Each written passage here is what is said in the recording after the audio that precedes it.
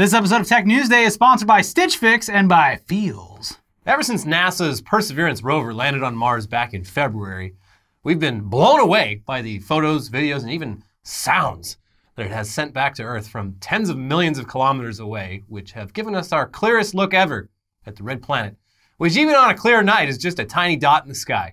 We put a car on that thing. Yeah, we drove it around. But what we've really been eagerly awaiting for the past 2 months since the landing is the launch of Ingenuity, the tiny, cute little helicopter, the helicopter drone that they sent with Perseverance to do the first ever powered flight on another planet. Flying a rotary drone on Mars isn't as simple as it sounds due to the air being much thinner than here on Earth. And a spin test earlier this month went so wrong that NASA postponed its first flight out of caution. They ended up just having to rewrite and reinstall some of its software, which is basically the same sort of day one patch most software gets, except they had to send it from 170 million miles away. So actually very cool. Yeah. This past Monday, though, after testing things out and making sure that everything was good to go, the Ingenuity took flight, and its big brother Perseverance took video of that flight, and it looks cool. Yeah, I mean, on its surface, this does seem pretty mundane for something so revolutionary and first of its kind. I mean, it's just a static, wide shot of a little drone out in the desert, lifting 3 meters off the ground and hovering there for 39 seconds before coming back down. What's the big deal? Well, it's on Mars. Yes. But yeah, this is the first flight of a powered aircraft on another planet ever. And these folks seen here monitoring the flight at NASA's Jet Propulsion Laboratory, they were very, very excited about it because it's very exciting. Yes. And then a few days later, on Thursday of this week, they did it again. And this time they went 2 meters higher than before and 13 seconds longer. I haven't released video of that second flight, but they have released a black and white selfie taken by Ingenuity of its shadow on the ground below. What we really want, though, are some aerial color photos from Ingenuity's horizon-facing camera. Come on, NASA. It sounds like it took some on this second flight, but they haven't been released yet. They're photoshopping out all of the aliens. Yeah. Probably just still uploading, actually. It could be, yeah. Also, it is worth noting that Ingenuity is basically a tech demo for future UAVs NASA sends up there. It's not really built to last longer than a month or so, but depending on how everything we've sent to Mars is gone, it probably could last 10 years. This mission has been a resounding success. Yeah, well, even the previous one, the Curiosity rover was supposed to die like years before. They just like figured out a hot fix for it. They're like, oh, we can actually keep this going for a lot longer. Yeah. Anyways, its main job is just testing out flight and the fact that it even works on Mars. So, so far so good. The one video though, someone on Reddit either posted it to Reddit or someone analyzed it and then posted it to Reddit, but it was like kind of like that AI taking over and stitching the frames to make it more frame rate per second. Yeah, because the video that the NASA uploaded was like 7 frames per second or something like that. It was like watching porn in 98. Now, what someone did with AI is like watching porn in 2007. Yeah, baby. Yes. Anyway, the Ingenuity copter, that's not even the biggest Mars news from this week, or even from that same day. Along with the news of Ingenuity's second flight, NASA also dropped the news that a device on the Perseverance rover had successfully created oxygen on Mars. Wow! Which is a massive, crazy step towards eventual manned missions to Mars. The device, I love this, is called MOXIE. You got MOXIE. MOXIE stands for Mars Oxygen In Situ Resource Utilization Experiment. Okay. And like Ingenuity, it's basically a tech demo that NASA sent up there to prepare for future missions. Just like, it'd be cool to do this thing. We're not going to send a big, giant version of it up there and just have it not work. So we're going to send a little guy, test it out. And yeah, apparently it works. And it works by taking Mars's CO2 heavy air and just separating the CO2 into CO and O2, aka carbon monoxide and oxygen. And this first test extracted roughly 5 grams of oxygen, or enough oxygen to sustain an astronaut for about 5 minutes. Now to do this, the MOXIE has to take 2 hours to heat up to 800 degrees Celsius, and even once it's up and running, it only generates about 10 grams of oxygen per hour. In other words, just 10 minutes of breathing per hour. So not life-sustaining. No. Yeah, so this current device, it isn't enough to actually keep anyone alive on Mars, but the principle behind it seems to work, which nobody knew for certain before. And NASA can now develop and test bigger MOXIE machines for future missions. Yeah, one of the developers was just like, this never happens, but every single test metric that we used in a lab like came back exactly the same from Mars. Yeah. So looks like we did something right. Yeah. Now it's worth noting, though, that in a hypothetical Mars colony, the MOXIE machines will not only need to be powerful enough to keep astronauts alive, but in fact, most of the oxygen it will need to produce will have to go towards rocket propellant to launch rockets from Mars back to Earth.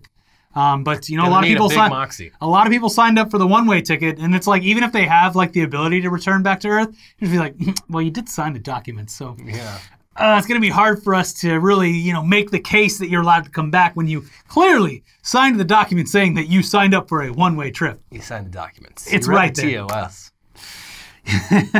You're shit out of luck because of the TOS. But yeah, I didn't realize there's yeah, that's cool, but. Yeah, most of rocket propellant uses oxygen. Yeah. You need oxygen in it. You need a fuck ton of oxygen in order to actually launch a rocket. So did they need a big MOXIE? Did they bring any of Matt Damon's human feces to grow potatoes out of?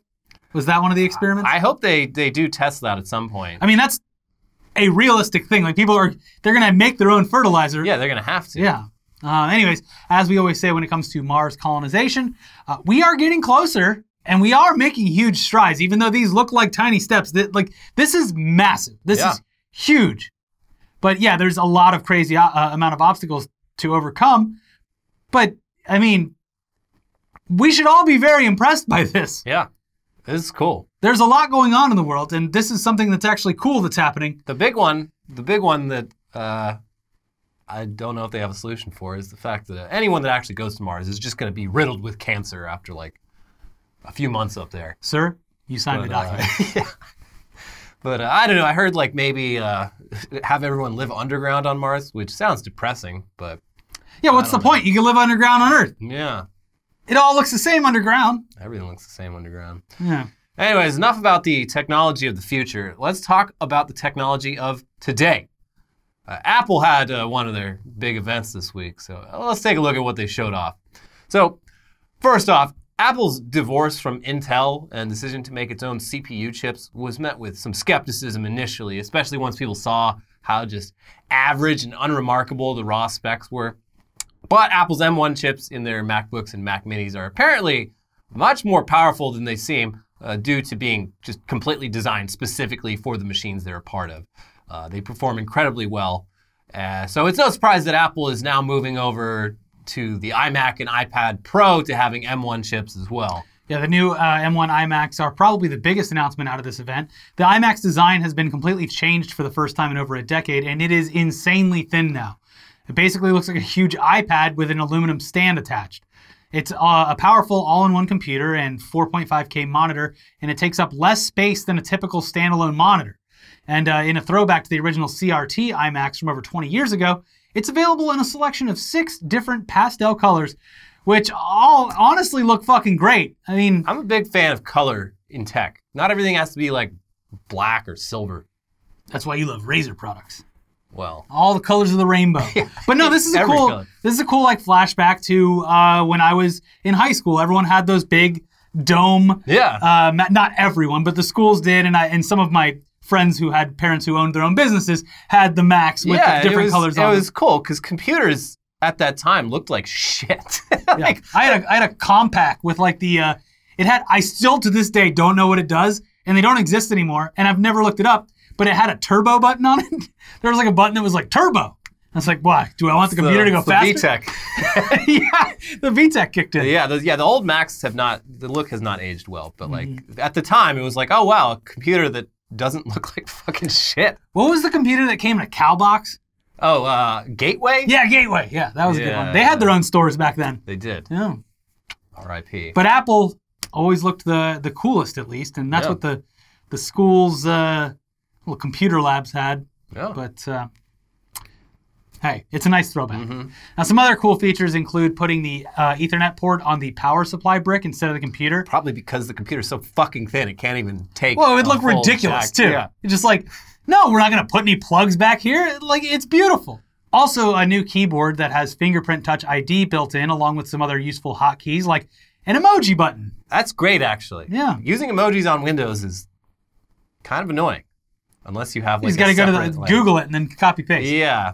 But I don't know. I was a iMac user for a long time. I had two. I had the old white iMac, then I had an aluminum one, and they're great machines. They work great. It's incredible how much like power you can get in something like this. But this new one is so fucking thin. It's I think it's like 1.1 centimeters thick. Yeah. And it's crazy. Mind-blowing. Like, I switched to iPhone last year, but I haven't used a regular Mac anything. Like, I switched from, I used to work on a MacBook Pro at Machinima when I first started. But since Adobe came out with Premiere, I haven't had any reason to go back. Final Cut was the thing keeping me on Apple for so long. I still, like, at this point, I probably will buy a MacBook at some point in the next year just to have an Apple machine around. But I will say, 7 months into the iPhone, I love it, and I'll probably never go back. Yeah, it just works. Literally, that's the Apple selling point is the shit works. Yeah, it just fucking works. It definitely does. Anyways, the iPad Pro also got an M1 update, and this was introduced via a very silly video in which a guy does a Mission Impossible style heist at Apple's HQ to steal the M1 chip from the MacBook department and bring it to the iPad department before taking off his mask and revealing that he was Tim Cook the whole time. Probably could have just sent an email, Tim. Check out the full series on Apple TV Plus. I wouldn't be surprised at all. But yeah, so honestly, the line between iOS devices and macOS devices feels pretty damn arbitrary at this point. Yeah. This is an extremely powerful tablet that design-wise just looks like a smaller iMac without the stand built in. The specs are crazy for a tablet. Your average consumer could honestly probably just use this as their primary computer as long as they have like a keyboard and mouse for it. Oh, absolutely. Yeah. Anyone who's not like gaming or like Well, whatever. And like now this one, like it can handle, the port can handle like USB. You can use all sorts of accessories and peripherals with it now. And like the setups that they show people using it, it's like, oh, it's just a fucking computer that you can take with you, and it has a touchscreen on it. One brand new product announcement though from the event: rest in piss, Tile. Yeah. R.I.P. Bozo. AirTags, which are basically Tile products, but done by Apple. They're Apple's versions of, the Tile devices that people attach to their keys or other items. In case they get lost, you can track them down. I literally used my Tile today because I couldn't find my wallet. It works great, but also now that I have an iPhone, like I'll probably get this because the tech on the phone looks cooler. Yeah.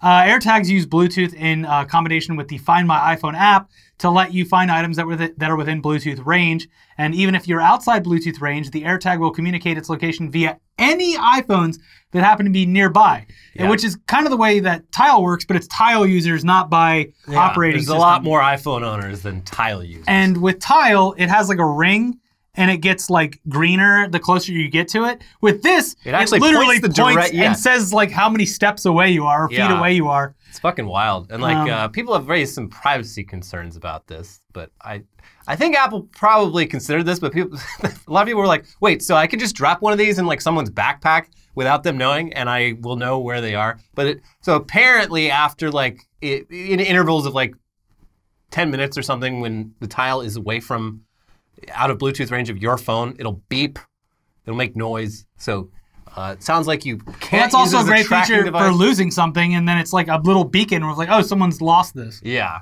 and if it's out of your range but it's within someone else's range, it'll notify them on their phone that they're near a lost item, I guess. On Tile, I only have experience with Tile because this is brand new, but on Tile, I do get notifications that like my location helped someone find their phone or something like that. It's like, hey, you inadvertently located someone's wallet or keys. You're a hero. Thank you. And it does a little parade and it's yeah. No. But no, it's I saw some reviews on this. Like obviously you're gonna have like some really fancy keychains and stuff to come out for it. But I will say the thing that works that I use specifically Tile for outside of the keys is in my wallet, and I have like a super thin wallet, and apparently it's like way too thick for this. Like I have my Tile is like a credit card, so it's the Apple one's a bit thicker, so it might not work in there, or it'll be uncomfortable. Yeah. So I'll stick with them for a little bit. Not RIP. But the good thing, these very easy to change the batteries on. Some of the Tiles you cannot change the batteries. Oh, they you have just to send die. new ones. Yeah. Anyway, Apple's streaming box, the Apple TV, has a new 4K model with some pretty cool features. One that's honestly brilliant is that you can calibrate your TV's color balance by pairing Apple TV with your iPhone and just holding the iPhone up to the TV screen so the iPhone's very good camera can analyze a test pattern and the Apple TV will make adjustments accordingly. Wow. Yeah, so it will give you like the perfectly calibrated color and contrast in ways that I've never, this is impossible with any other device, I think. There's also another throwback sort of Apple thing here. The new Apple TV remote has a touch wheel around the main button that's very similar to the iPod. It allows you to jog playback forward and backwards with your thumb. There's a little dock for the AirTag on it, too, just in case you lose the controller. It is a small controller. You may lose it. Yeah. I mean, I would assume at some point they're going to put tracking into the remotes for these. Everything's just getting smaller, so yeah, probably. Other news out of the event include a new color for the iPhone, purple, the color of royalty, and also Prince. R.I.P. He would love this phone. Yeah, dedicated to the people of Minneapolis. Yeah. Yeah. You've been through a lot. Prince is dead. No, you still have to pay for him, but yeah, purple. They also announced a new subscription option for Apple Podcasts, which lets podcasters charge extra for bonus episodes, early episodes, and ad-free content. It's basically the Patreon model, but done right there in the app, and it could be great for podcasting revenue. The thing is, though, like with everything Apple, they take 30% of all subscription revenue on top of the $20 fee per year to enable subscriptions in the first place. Yeah. So I'm waiting for Spotify to come knocking and offering us $100 million. Yeah, come on. We're basically like 2 Joe Rogans for the price of 1. Exactly. $50 million each. Yeah. And you got us. We'll stay in California. We don't need to move to Texas. Yeah. Think about it.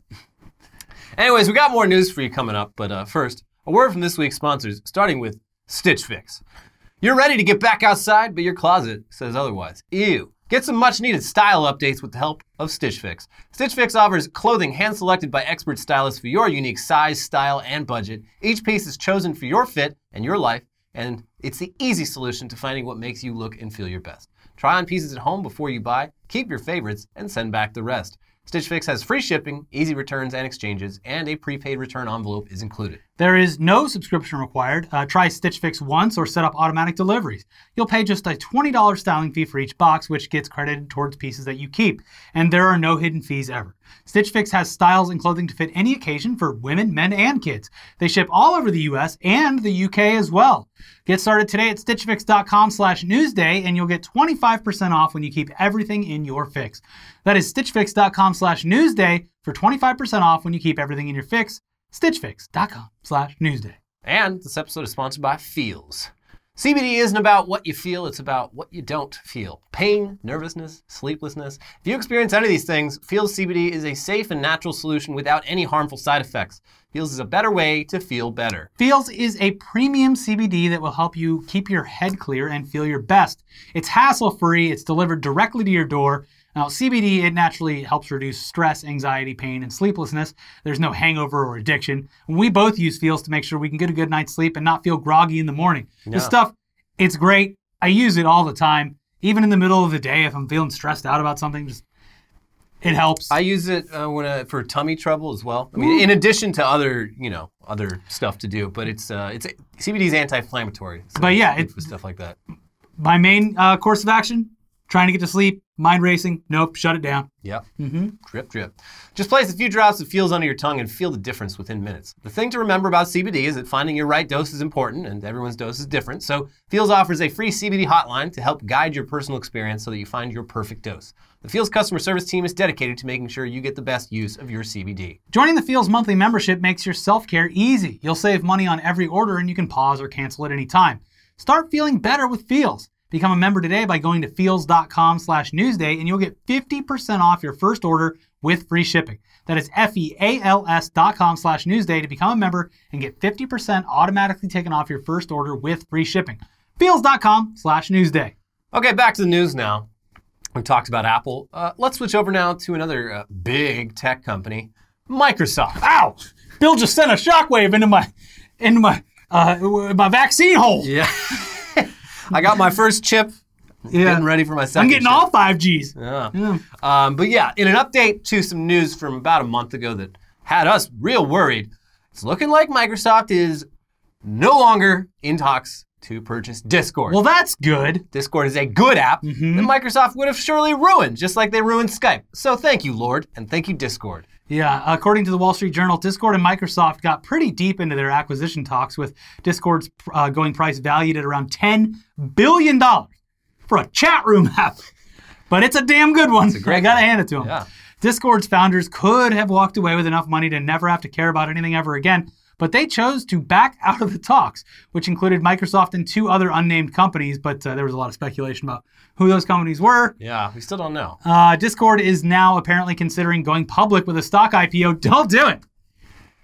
Yeah, I don't, a lot of great companies, like Valve, they're private companies. They do just They've fine. stayed private. Like, I don't know, like every startup wants to go public on the stock market, and I don't really get why it's like an essential thing they want. It's because they built the entire company off of employees taking stock options in lieu of actual better salaries than they are getting.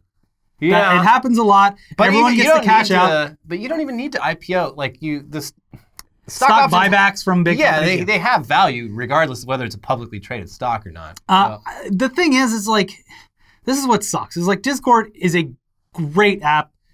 I don't know if their revenue is anywhere near that valuation. It probably isn't. Yeah, what is it? It's all just Discord Nitro?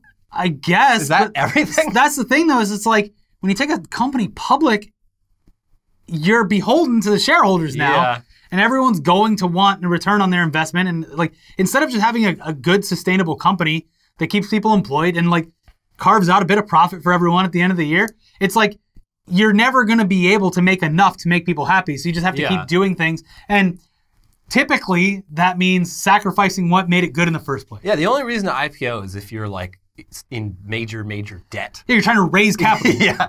Which they might be. They may be. I mean, yeah, they You'd have to see all the could have been fundamentals losing money this whole fucking time. We don't know. Yeah, I mean, they're like because they have to file everything, so it'd be a pretty telling. I would be interested to see their revenue model. Couldn't be worse than WeWork. Yeah. I mean, we owe just like $100 billion. It cannot be cheap to operate Discord. It's like millions of people at any moment are using the voice chat. Every photo and video you've ever uploaded into a chat stream is still there. You can go back on the timeline and find it. Yeah, it's nuts. Their server fees must be outrageous. But that's what's funny is like Mike Lindell's site like crushes under like a couple thousand people going to it. I think Discord, like, I'm gonna go log on and video chat with someone in Tokyo. Yeah, it's gonna be like perfect. Yeah. Yeah, they probably are losing a lot of money. Maybe that's why they're trying to IPO. Yeah. Anyways, in other news, in Facebook news, it's only been a few weeks since we talked about that Facebook vulnerability which exposed a bunch of user information belonging to 500 million users. But now it turns out they've got yet another huge privacy breach on their hands. Who still has a Facebook? You. Hey, you that still does. And you've been meaning to delete it. What are you doing? People with parents and aunts and uncles who... Give them a call. Yeah. Give them a call. Anyway, this latest vulnerability, it basically allowed anyone with the right tools to find the email addresses of any Facebook account, even if the email address wasn't public on the user's profile. You know what the best part about calling your relatives is? If they start off with that QAnon shit, you just hang up. That's true. You don't have to see it. Their post isn't just there getting people talking. Forever. Okay, anyways, it's that email thing, it's sort of backwards. It sounds like the tool takes huge lists of email addresses that it already has and then is able to very quickly link those email addresses to Facebook profiles using fake Facebook profiles that do the searching in bulk. Here's from Wired. A video circulating on Tuesday showed a researcher demonstrating a tool named Facebook Email Search v1.0, which he said could link Facebook accounts to as many as 5 million email addresses per day. The researcher, who said he went public after Facebook said it didn't think the weakness he found was important enough to be fixed, fed the tool a list of 65,000 email addresses and watched what happened next. Quote, "As you can see from the output log here, I'm getting a significant amount of results from them," the researcher said as the video showed the tool crunching the address list. "I've spent maybe $10 to buy 200 odd Facebook accounts. And within 3 minutes, I have managed to do this for 6,000 email accounts. Seems bad. Yeah. And yeah, as with that previous Facebook data vulnerability, I mean, this kind of thing, it could be used for stuff like phishing scams and just generally collecting personal information about people, despite those people taking the basic steps to keep that information private. If you hide your email address on Facebook, you reasonably assume that that information isn't out there.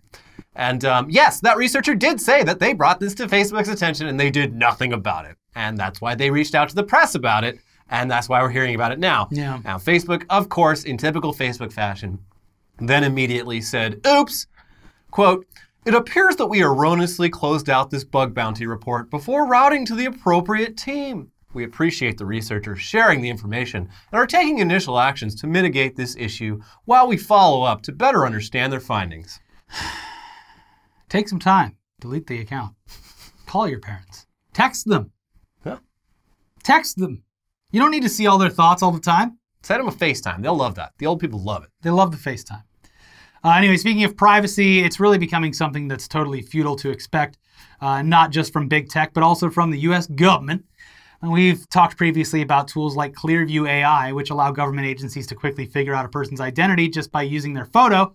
That is done by searching the entire internet, including social media, for matches, at least in theory, which might sound fine in theory if we were talking about catching dangerous fugitives. But this kind of tech obviously has huge potential to be abused and is a major threat to privacy.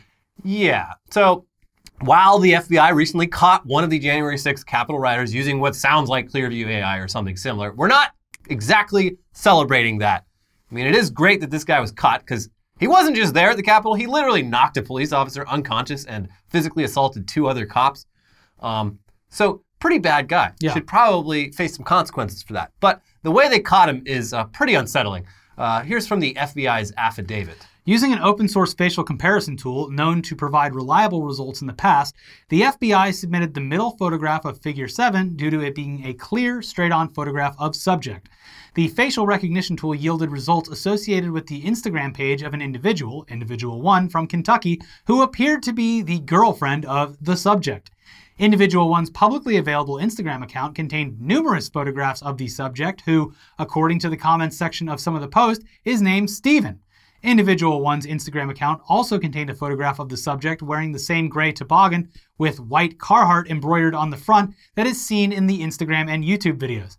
Additionally, a review of Individual 1's publicly available Facebook account revealed a photograph that appeared to show family members of Steven referenced above. A search of the family members friends list for Steven revealed a Facebook page showing the full name as Stephen Chase Randolph. A check of Kentucky driver license records for Stephen Chase Randolph provided a photograph which appears to be the same individual as the subject described above. So they basically did what a bunch of people, like a group of people on Twitter does. Yeah. But through a tool. Yeah, I mean, aside from the initial facial recognition search, which is creepy because it's just like, pop that photo in, it's just like, oh, this random Instagram account has that guy in it. Yeah. Aside from that part, I mean, this is all pretty standard investigative work, and it is kind of cool to see it in action and see how dumb a lot of criminals are. Like there's a trail that everyone leaves online. Yeah. Even if you don't have an account, someone else probably has something linking to them online. Yeah. So yeah, they're connecting the dots to figure out the suspect's identity by looking into the people associated with him. And honestly, it sounds like this guy would have eventually gotten himself caught just by being a terrible person who has loose lips.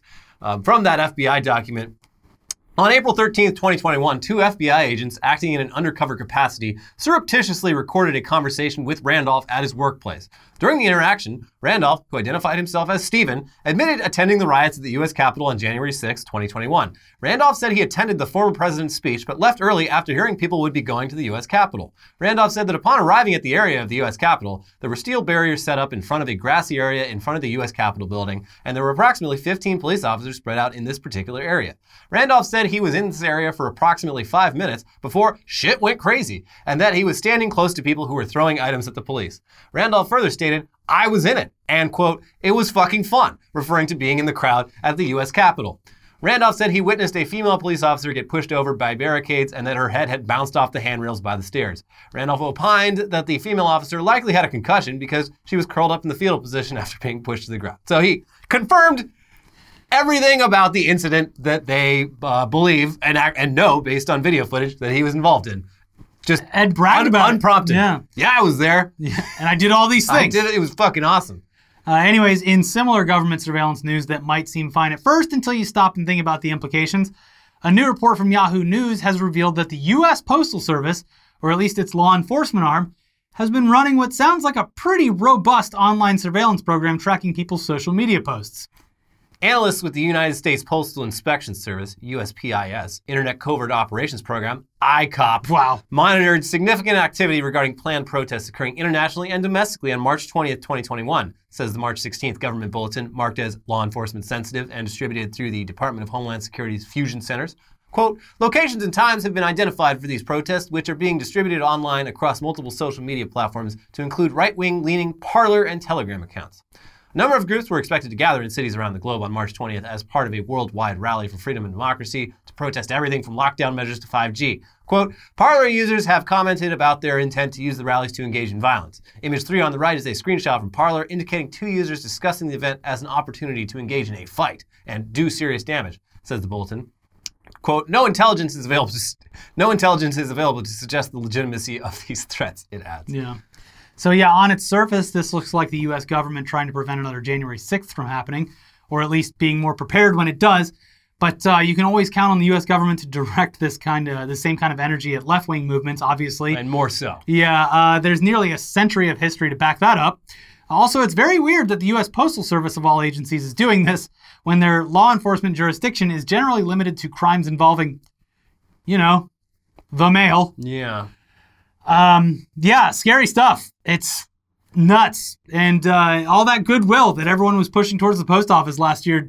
Well, so, I mean, the Secretary DeJoy or Postmaster DeJoy, he's still there. He's still in charge. Yeah. It's no one talks about this. It was like Trump appointed this guy who's like clearly stated goal with the post office was to fucking privatize it, just take it apart. Dismantle and he was doing that in the lead up to the election. And Joe Biden wins the election and just lets him keep his fucking job. I don't get it. It's strange. I don't know what like the rules or implications behind a replacement would be, but like it is odd that this like lightning rod of hostility for so many, everyone just forgot about it. Yeah. It's like Joe Biden got elected and Christmas presents sort of arrived on time after some delays. And now it's like, I mean, I hate going to the mailbox. It's always bad news. Why do we need a post office? But yeah, I mean, like, yeah, this January 6th shit has a lot of liberals and left-leaning people being like, yeah, no, it's really cool how, like, the FBI is, like, tracking all these people down. And it's like, literally, do not give these people more power than they already have because we went they through will this with the Patriot Act. They will absolutely turn around and use that exact same shit next time you go to, like, a police brutality protest or anything like that. Yes, this will be used against you. Yeah. Always. Always.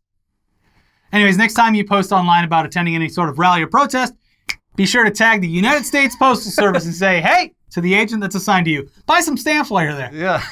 If you ever are running low on stamps and they just magically appear, you know what's up. Yeah, just stand in front of your webcam and like, I can't find any stamps. How am I supposed to send my mail without my stamps? Wow, an advertisement for Looney Tunes stamps. That is the coolest part of the Postal Service is their... the custom stamps? I bought the Looney Tunes ones every last year. time I actually look up what the stamps are currently, I was like, I should get into stamp collecting. They're they cool! release some sick shit. Yeah. And also, like, international, like, the Canadian Postal Service, they release some cool stamps, too.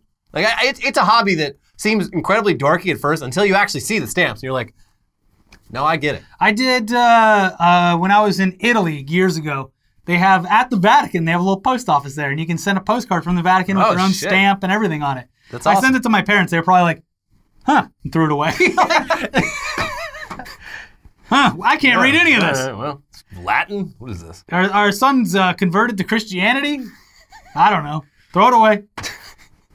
Anyways, that's it for this week's Tech News Day.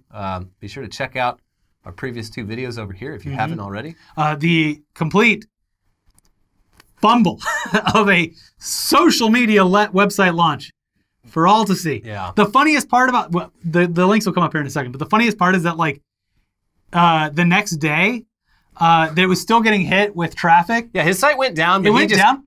The live stream never stopped. Yeah, he just kept streaming. And to no one. His assistant told reporters, like, yeah, he's still talking. We don't want to tell him that it's down. He's in there. The site's been down for hours, and he's just going. They did have a backup on, like, it was like MikeLindell.com was showing it. But everything's going great. Anyways, the links are now up here. You can watch that video about the launch of the MyPillow social media site, as well as the most recent Weekly Weird News. And we'll see you soon for some news dump. Bye-bye. Bye.